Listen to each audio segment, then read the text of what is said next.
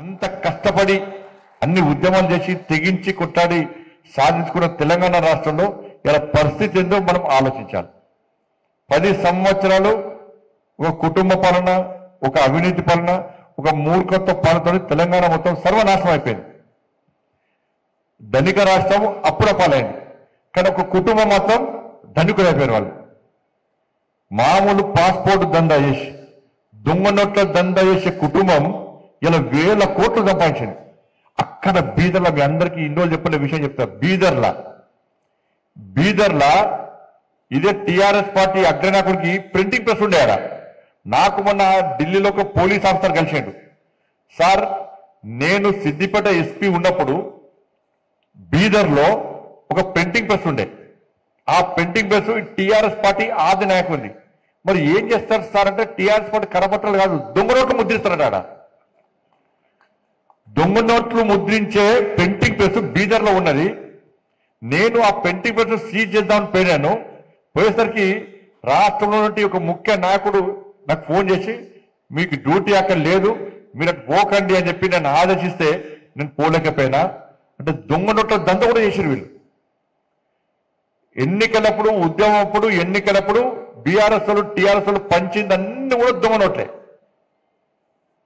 మరి ఆ నోట్లు అప్పుడు ఎట్లా వెళ్ళి, అప్పుడు దొంగ నోట్ల మనకు తెలియదు, కొత్త వాళ్ళకో పాత.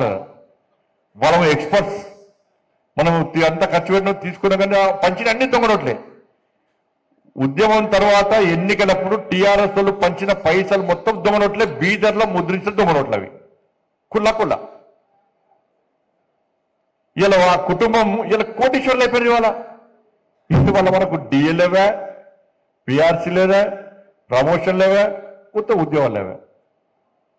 కాబట్టి ఆ పార్టీ చేతిలో సర్వనాశనమైన తెలంగాణ రాష్ట్రం తర్వాత మీరు తప్ప మిగతా ప్రజలంతా ఏమనుకున్నారు, ఒక్కసారి మార్పు జరగాలి.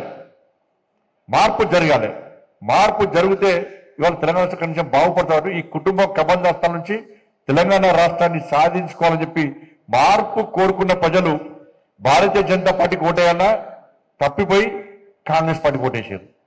ఇప్పుడు కాంగ్రెస్ పార్టీకి ఓటేస్తే పరిస్థితి ఏంటి? వల్ల పెయిన్ మీకలు పోయి పోయేవాడు అంటే అయిపోయింది.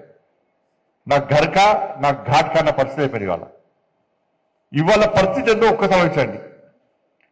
చాలా మంది ఉపాధ్యాయ ఉద్యోగ వర్గాలన్నీ కూడా మార్పు కోరుకున్న వాళ్ళందరూ కూడా కాంగ్రెస్ పార్టీకి ఓటేసి కాంగ్రెస్ పార్టీకి అధికారం ఇస్తే, ఇప్పుడు కాంగ్రెస్ పార్టీ అధికారం ఉన్న వచ్చిన తర్వాత ఇవాళ మన పరిస్థితి, మన బతుకులు ఏమైనాయో, ఏ విధంగా ఆగమవుతున్నాయో ఒక్కసారి ఆలోచించండి. వాళ్ళు ఎన్నికల మేనిఫెస్టోలో మేము డిఎల్ ఇస్తాం, పిఆర్సీ అమలు చేస్తాం, ప్రమోషన్ ఇస్తాం, బకాయిలన్నీ చెల్లిస్తామని చెప్పి ఎన్నికల మేనిఫెస్టోలో కాంగ్రెస్ పార్టీ చెప్పింది.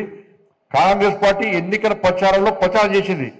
బీఆర్ఎస్ పార్టీ మూర్ఖత్వం వల్ల, కేసీఆర్ యొక్క మూర్ఖత్వం వల్ల తెలంగాణ రాష్ట్రం 5 లక్షల కోట్లు 6 లక్షల కోట్లు అప్పుల పాలైంది. ఇది ఎవరు చెప్పారు? సాక్షాత్ ఇప్పుడున్న ముఖ్యమంత్రి గారు ఎన్నికల సందర్భంగా చెప్పారు. తెలంగాణ రాష్ట్రంలో 6 లక్షల కోట్లు అప్పు ఉంది, మేము అప్పులు తీరుస్తాం, మీకు చెల్లించాల్సినటువంటి అన్ని బెనిఫిట్స్ ఇస్తామని చెప్పి రేవంత్ రెడ్డి గారు ఎన్నికల సమయంలో చెప్పిందా లేదా? మేనిఫెస్టోలో పెట్టినా లేదా? అప్పులున్న విషయం చెప్పారు, అప్పుడు తీరుస్తామన్నారు, మీకు రావాల్సిన బెనిఫిట్ ఇస్తామన్నారు. ఇవాళ మళ్ళీ ఏమంటున్నారు? కేసీఆర్ మా చేతికి చిప్పనిచ్చిండు, మేము ఏం చేయాలి అంటున్నారు. నువ్వు ఏం చేస్తామని అధికారంకి వచ్చినావు? నువ్వు ఏం చేస్తామని అధికారంకి వచ్చినావు? నువ్వు ఏ ధైర్యంతో హామీలు నెరవేరుస్తావు? ఏ ధైర్యంతో, ఏ ప్రణాళిక ప్రకారం నువ్వు 6 గ్యారెంటీలు అమలు చేస్తావన్నావు? అప్పులైన విషయం తెలుసు, అప్పుడు తీరుస్తానని నువ్వే, మీకు రావాల్సిన బెనిఫిట్స్ ఇస్తానని కాంగ్రెస్ పార్టీ. ఇలా అధికారంలోకి వచ్చి 14-16 నెలలైంది. ఇలా ఏ ఒక్క సమస్యకు, మీ సమస్యకు పరిష్కారం అని చూపట్టిరా కాంగ్రెస్ పార్టీ ప్రభుత్వం?